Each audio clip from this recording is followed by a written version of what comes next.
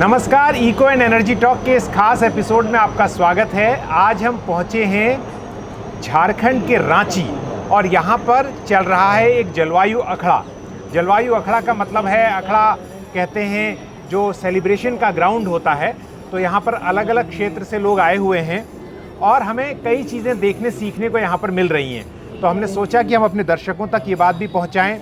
तो यहाँ पर कई जो वन में पाए जाने वाले फूल हैं, फ्लावर हैं, जो लुप्त हो रहे हैं, जिन्हें बचाए जाने की ज़रूरत है। और साथ ही यहाँ पर बहुत सारे बीज हैं जो विलुप्त हो रहे हैं, जिन पर संकट है। तो हमारे साथ बातचीत करने के लिए संतोष जी हैं। नमस्ते। संतोष जी, आप कहाँ के रहने वाले हैं? आप क्या काम करते हैं? मेरा नाम संतोष कुमार सुमन है। रीजनरेटिव बिहार एक कलेक्टिव है बिहार में, और वो जंगल के सटे 6-7 जिलों में काम करती है और वो क्लाइमेट रेजिलियंस कैसे हो उस पे काम करती है। और हम लोग ने अभी क्या कर रहे हैं कि जलवायु समर्थ पंचायत अभियान एक कैंपेन चलाए हैं, जिसमें जो जंगल से सटे पंचायत है उनमें पंचायत जनप्रतिनिधियों के साथ, समुदाय के साथ और सरकार के साथ मिलके जंगल संरक्षण और मिट्टी संरक्षण पे काम कर रहे हैं। अभी हम लोग ने कोशिश किया है कि आप देख रहे हैं कि जंगल के अंदर भी बहुत सारे पेड़ पौधे कम होते जा रहे हैं, जड़ी बूटी कम होते जा रहे हैं।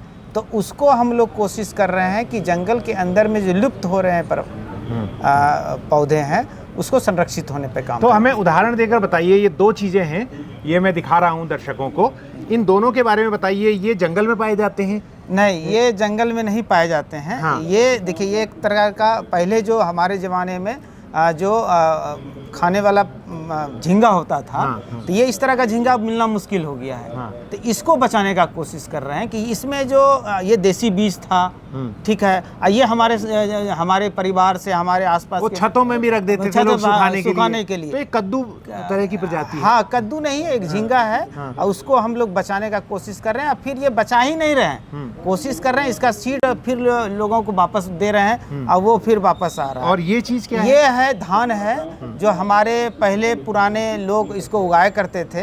अब इसको हम लोग ने फिर से रिजनरेट करने का कोशिश कर रहे हैं और इसको बचा के फिर इसको वापस। तो ये क्या कुछ विशेष प्रजाति का है या? नहीं, ये लोकल सीड है। लोकल सीड है। हाँ, तो देसी ताकि देसी सीड में वो हमारे क्लाइमेट के लिए एलिजिबल है। वो हमारे क्लाइमेट के अनुसार वो ग्रो करता है। हाँ, मतलब उसी वहीं का है। वहीं का है। हाँ। तो ये इसको बचाने और इस तरह से एक कवचुआ। हाँ, कवचुआ है। ये एक प्रकार का सब्जी होता है। हाँ। ये दिखने में तो इमली जैसा लग रहा है। हाँ। और ये अब बहुत लोग पहचानते भी नहीं हो कि ये कवचुआ है।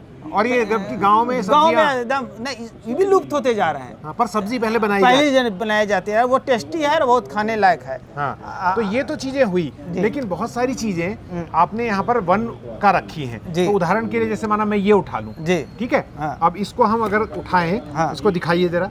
ये ऐठा है। ये ऐठा का पौधा जंगल में हुआ करता है। ये आप देखते होंगे कि औषधीय के लिए बहुत महत्वपूर्ण है। तो ऐठा क्या है, जंगल में धीरे धीरे लुप्त हो रहा है इसका पौधा को। तो इसको हम लोग क्या करें, इसके बीज को कलेक्ट करते हैं, फिर इसको वापस में सीड बॉल बनाते हैं गांव में, और फिर इसको वापस फिर जंगल में आता है। ये ऐठा जो बच्चे में जो ऐठन का बीमारी होता है ना, अच्छा, उसमें उपयोग होता है। एक औषधि के रूप में है। लेकिन ये अब लुप्त होते रह जा रहा है इसका पौधा। और पहले लोग जो है ना, बच्चे में इसका प्रयोग करते थे। अभी मैं आपको बताना चाहता हूँ, यहाँ पर कम से कम जो है 5 ये करीब 18 हैं, ये 2-1.5 दर्जन आपने अलग अलग जो है चीजें रखी हैं जो जंगल में होती हैं। जी। जैसे मिसाल के तौर पर ये है चिरायता। हाँ, इसका क्या काम है और इसको बचाने की कोशिश हो रही है? जी, ये चिरायता है। चिरायता आप लोग जानते होंगे कि हम लोग पहले बुखार वगैरह हो जाता था तो हमारी माँ उसको रात को फुला के सवेरे दिया करता था। और यदि खून खराब हो गया है तो इसको दिया जाता। अब क्या है कि ये भी जंगल से धीरे धीरे खत्म हो रहा है। तो इसका बीज को भी फिर कलेक्ट किया जा रहा है। और प्लस इसका जो गुण है, इसका जो ज्ञान है, इसको फिर वापस समाज के बीच कैसे बढ़ाया जाए, ये इस पे काम किया जाए। जब तक इनकी गुण को लोग नहीं समझेंगे तो इसको संरक्षित भी कम कर पाएंगे। तो ये बहुत ज़रूरी है कि इसकी ज्ञान को भी बढ़ाया जाए। इनका जो जो पत्ता है या इसका पौधा है, इसको भी बचाने की ज़रूरत है। तो संतोष जी ने हमें चीज़ें बताई है, मैं यहाँ पर आपको कहाँ तक दिखाऊं। ये करीब 18 इन्होंने रखे हुए हैं यहाँ पर जो जंगल के पुष्प हैं, लेकिन बात यही खत्म नहीं होती। संतोष जी, अगर मैं एक छोटी सी उठा सकूं यहाँ से, ये जो बीज रखे हुए हैं, मैं आपकी तस्वीरें दिखा रहा हूँ अभी। हाँ। ये बीज हैं। हाँ। ये बीज बचाओ आंदोलन उत्तराखंड में भी चल रहा है, क्योंकि वहाँ पर भी झरदारी जी जो हैं, आपने पढ़ा सुना होगा, विजय झरदारी बड़ा आंदोलन चला रहे हैं। यहाँ पर गेहूं का बीज है जी। आप इस बीज को क्या मुसीबत, क्या मतलब, पहले तो मुझे बता दीजिए कि ये चीज़ें जो हैं आप बचाने की कोशिश कर रहे हैं, इन पर संकट किस बात का है? देखिए, संकट तो इतनी बड़ी है ना कि आप देख रहे हैं कि खेती में लागत बढ़ रही है। दूसरा है कि जो हम अभी खेती कर रहे हैं, उसमें क्या है कि हमारा जो पोषक तत्व था वो खत्म हो गया। तीसरी है कि जो क्लाइमेट का प्रभाव पड़ रहा है, वो हमारे जो अभी के सीड है, हाइब्रिड सीड, वो सहन नहीं कर पा रहा है। हमारा जो ट्रेडिशनल सीड रहा करता था, वो हमारे क्लाइमेट के लिए था। हाँ। वो हमारे लिए तो हाइब्रिड ज्यादा उत्पादन के चक्कर में लाया गया। जी जी। वो सस्टेन नहीं कर पा रहा है क्लाइमेट, क्योंकि वो उसके लिए एक नेटिव नहीं है। नहीं, जी जी, राइट। तो संतोष जी से बता रहे हैं। और यहाँ पर आपने कितनी प्रजाति बीज रखे? ये हमारे रिजनेटिव के तरफ से लगभग 572 वैरायटी का सीड हम लोग ने कलेक्ट किए हैं अभी तक। और वो सिर्फ कलेक्ट करके रखे नहीं हैं, हम लोग ने साल बाद 10 साल उसको बढ़ाने का प्रयास कर रहे हैं और समुदाय के बीच इसको स्पेंड कर रहे हैं, बढ़ा रहे हैं। और वो किसान अब वो ले भी रहे हैं उसको। और वो देखिए, अब देसी सीड की बात करें ना, तो सिर्फ देसी सीड का न्यूट्रिशन वैल्यू और क्लाइमेट के अनुसार से नहीं है, वो हमारे खेती और हमारे पर्यावरण को वो पहचानते हैं। वो हमारे लिए बहुत ज़रूरी चीज़ है और वो लागत को भी बढ़ाता है। और हमारा जो एक बात चल रहा है ना, रेजिलियंस, ये क्लाइमेट के लिए बहुत ज़रूरी है हमारा देसी रेजिलियंस बनाने में। इसलिए रेजिलियंस को यदि हम स्थापित करना है तो हमको देसी बीज, देसी तरीके की खेती और जंगल, सबका जो पहले गुण था वो वापस फिर लाना पड़ेगा। तभी हमारा देश रेजिलियंस होगा और तभी हम आगे बढ़ेंगे। तभी रेजिलियंट होगा, तभी आगे बढ़ेगा। तो ये बात जो संतोष जी ने बताई, ये थी तमाम जो प्रजातियां हम उगाते हैं, घरों में इस्तेमाल करते थे, पहले से भोज्य पदार्थों में इस्तेमाल होते थे, जंगल में होने वाले फूल हैं और जड़ी बूटियां हैं, जो एक बहुत बड़ा इकोनॉमी का भी रास्ता तैयार करते हैं। और दूसरा, आपने बीज जो हैं, देसी बीज बचाने की बात की, तो ये बहुत महत्वपूर्ण बात है।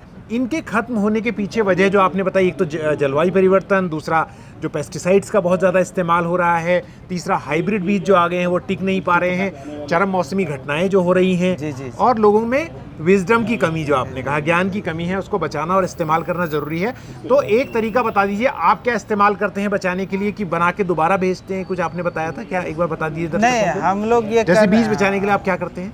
बीज बचाने के लिए क्या करते हैं कि जैसे हम लोग ने जो जंगल के किनारे समुदाय है ना, तो उनके पास जाते हैं, उनके साथ मीटिंग वगैरह करते हैं। तो उनके पास जो देसी बीज रहा है, अभी भी है, जिनके पास है, उनको फिर वापस लाते हैं और फिर उसको उन्हीं के समुदाय के बीच उसको ग्रो कराते हैं। और वो फिर जो बीज बन जाता है, एक बीज से तो बहुत सारा बीज हो जाएगा, तो फिर दूसरे गांव में उसको स्पेंड कराया जाता है, दूसरे जगह बांटा जाता है, फिर उसको ग्रो कराया जाता है। तो ऐसे हम धीरे धीरे बढ़ते जा रहे हैं और हमारा देसी बीज का जो संख्या है वो लोग बढ़ रहा है। और वो देसी बीज में क्या है कि आप देख रहे हो कि आप इसकी डिमांड भी बढ़ रही है।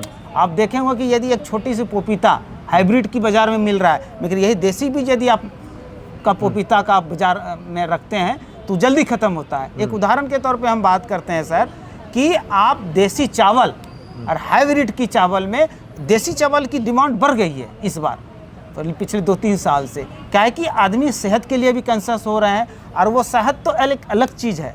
दूसरा है जो हमारा पर्यावरण का जो नुकसान हो रहा है हाइब्रिड से, जो क्लाइमेट चेंज है, बिन मौसम बरसात है, ज़्यादा अधिक गर्मी है, उसको कंट्रोल कर लेता है हमारा देसी बीज, और वो किसानों का जो लागत बढ़ रहा है उससे कम कर सकता है। बहुत बहुत शुक्रिया हमें जानकारी देने के लिए संतोष जी। तो संतोष जी जमुई बिहार के रहने वाले हैं, रांची झारखंड आए, यहाँ उन्होंने अपना स्टॉल लगाया, हमको उनसे बात करने का मौका मिला, और जो वैज्ञानिक बताते रहे हैं, जो एक्सपर्ट बताते रहे हैं, उन्होंने हमको उस मामले में काफ़ी जानकारी दी, और जो पारंपरिक ज्ञान है उसके महत्व को भी बताया। इस वीडियो को रिकॉर्ड करने में राहुल मेरे साथी हैं, उन्होंने सहयोग दिया, उनका भी शुक्रिया। अगर आपको ये वीडियो पसंद आता है तो आप इसे लाइक और शेयर ज़रूर करें और दूसरों तक पहुंचाएं, ताकि आज जो हमारे देश में, हमारे पूरी जीवन में पेस्टिसाइड्स का संकट बढ़ गया है, क्लाइमेट चेंज के कारण जो एक खाद्य असुरक्षा का जो संकट मंडरा रहा है, उसको मिटाने के लिए, उससे लड़ने के लिए बहुत ज़रूरी है। अगर आप इस चैनल के मेंबर बनते हैं तो हमारी और मदद होती है। तो इस बात के पर भी विचार कीजिए कि आप मेंबर बने, कम से कम चैनल को सब्सक्राइब करके इस जानकारी को संतोष जी जैसे लोगों के प्रयासों को दूर तक पहुंचाने में मदद करें। राहुल का एक बार फिर से शुक्रिया। जल्दी ही हम एक नई वीडियो में फिर मुलाकात करेंगे। तब तक के लिए नमस्कार, जय हिंद।